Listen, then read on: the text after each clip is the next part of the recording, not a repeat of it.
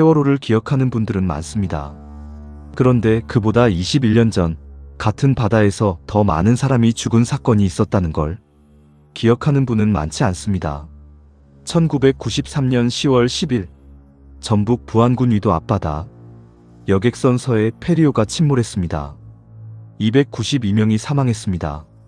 세월호 희생자가 304명이었으니까 거의 비슷한 규모예요. 그런데 세월호는 온 국민이 기억하는 반면 서해 페리오는 이름조차 모르는 분들이 많습니다. 왜 이 사건은 잊혀진 걸까요? 오늘은 그 기록을 열겠습니다. 서해 페리오는 전북 부안과 위도를 오가는 정기 여객선이었습니다. 위도는 서해안의 작은 섬으로 주민들이 육지를 오가려면 배를 타야 하는 곳이었어요. 1993년 10월 10일 서해 페리오는 위도를 출발해 부안 격포항으로 향하고 있었습니다. 그날 날씨가 좋지 않았어요.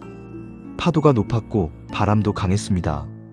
그런데 배는 출항했습니다. 결항을 해야 했던 날씨였는데 그냥 띄운 거예요. 출항 직후 파도가 배를 덮쳤고 배가 균형을 잃기 시작했습니다. 기울어진 배는 결국 뒤집혔어요. 침몰하는 데 걸린 시간이 불과 몇 분이었습니다. 탑승자 362명 중 292명이 사망했어요. 살아남은 사람이 70명이었습니다. 이 사건에서 가장 먼저 짚어야 할 부분은 출항 결정입니다. 당시 기상 상황은 여객선이 뜨기에 적합하지 않은 수준이었다는 게 나중에 밝혀졌습니다. 그런데 왜 출항했을까요? 결항을 하면 수익이 없으니까요. 당시 해운사 측이 기상 상황을 인지하면서도 경제적 이유로 출항을 강행했다는 의혹이 제기됐습니다. 실제로 재판에서 이 부분이 다뤄졌고 관계자들이 처벌을 받았어요. 그런데 또 하나의 문제가 있었습니다. 배의 정원이 초과됐다는 거예요. 서해 페리오의 정원은 221명이었는데 362명이 탑승해 있었습니다. 정원의 1.6배가 넘는 인원이었어요. 어떻게 이게 가능했을까요? 선착장 관리와 승선 인원 확인 과정에서 제대로 된 통제가 이뤄지지 않은 겁니다. 이 두 가지만 놓고 봐도 인재였다는 게 명확합니다.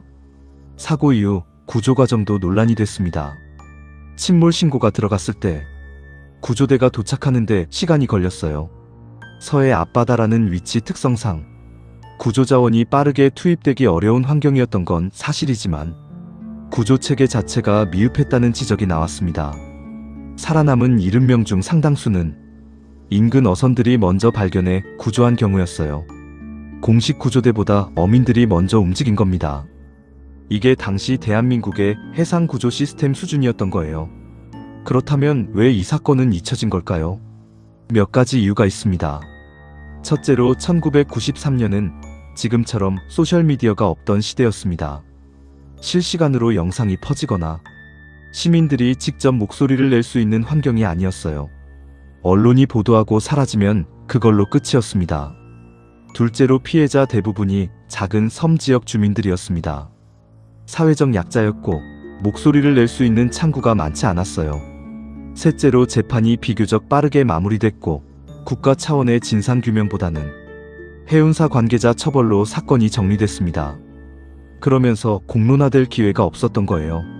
세월호 때 우리가 그토록 분노했던 이유들, 과적, 안전 무식, 구조 실패, 21년 전에도 똑같이 있었습니다. 그런데 우리는 그걸 기억하지 못했고 21년 뒤에 또 같은 일이 반복됐어요. 292명이 죽었습니다. 위도에서 부안으로 가던 길에 섬에서 육지로 나오던 주민들이 장을 보러 나온 사람들이 그냥 그 배를 탔다가 죽은 겁니다. 이 사건을 기억하는 사람이 얼마나 될까요?